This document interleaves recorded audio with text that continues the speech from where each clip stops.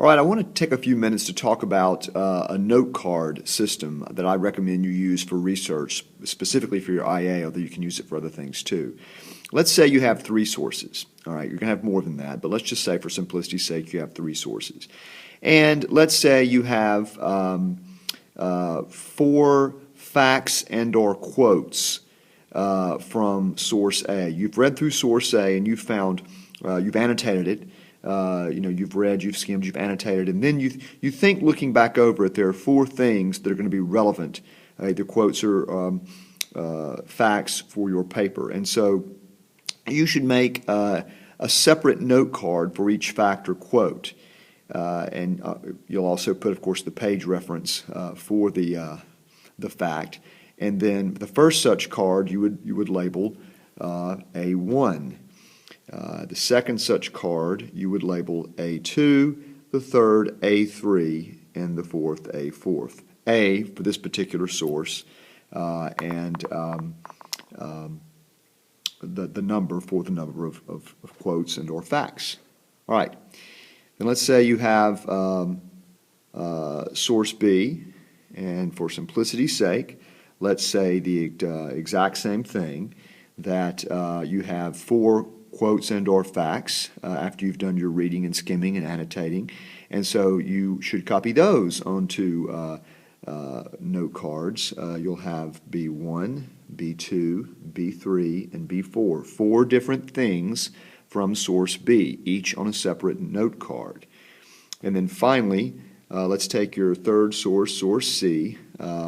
Familiar refrain here. We have kind of the same situation. You have four facts and or quotes, which you have recorded separately on each card, labeled C1, C2, C3, and C4. Now that you've done all this, you've got 12 cards here from your three sources. How many cards will you have? I don't know. You might have 20. You might have 200, literally. I've seen it vary that widely. The reason this is advantageous is once you've done all this and you've written your outline, because after you've done all the research, you kind of know where you're going. So you outline the IA, that'll be a benchmark grade, by the way, and then you take your source cards and you jumble them up. You lay them out on the floor in the order to which they relate to the outline. Then you put them in order, and so you start writing your paper, and you have all the references, the citations right there, and the paper sort of writes itself once you've got the outline. It just all sort of falls together. You need to use physical cards. Some people will ask, can I use virtual note cards? You could, but I think it would be more useful to print those out and glue stick them to an index card that you can actually literally lay out when you lay out your paper. This system, by the way, is a requirement for your IA. When you turn in your IA in April, you will turn in a stack of note cards as well.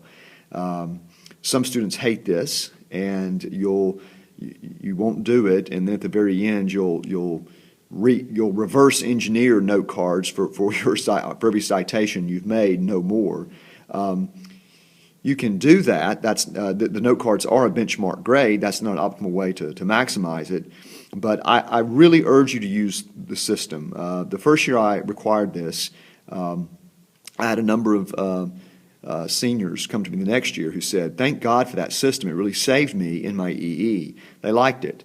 You probably will never have another teacher require it. You probably will never have a professor require it, although I had one required of me, and that's why I'm requiring it, because I think it's a very, very good system. So you must do this.